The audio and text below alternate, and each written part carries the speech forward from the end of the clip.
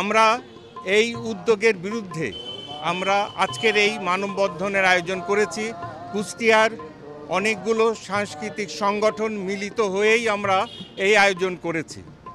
আর আমরা এই আয়োজনের মাধ্যমে আমরা কর্তৃপক্ষকে বোঝাতে চাই যে এই দুটি পদ, সঙ্গীত শিক্ষক এবং শারীরিক শিক্ষক, এই দুটি পদ আবার পুনর্বহাল করা হোক। কারণ সংস্কৃতিহীন কোনো জাতি বাঁচতে পারে না।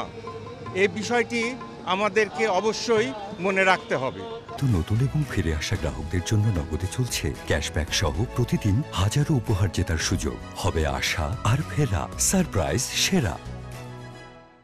আমরা এই আয়োজনের মাধ্যমে অবশ্যই এই দুটি পদকে আমরা পুনর্বহাল করবার জন্য কর্তৃপক্ষের দৃষ্টি আকর্ষণ করছি। সাংস্কৃতিক চর্চা এবং শারীরিক শিক্ষা ব্যতীত কোনো শিশুর মানসিক বিকাশ সম্ভব নয়।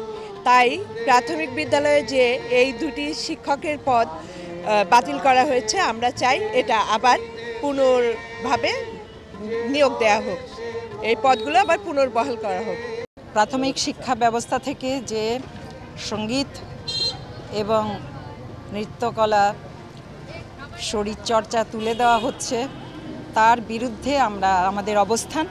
আমরা এই মানববন্ধনকে আমরা যৌক্তিক মনে করি। এই যৌক্তিক আন্দোলনের সঙ্গে আমরা একাত্মতা ঘোষণা করছি।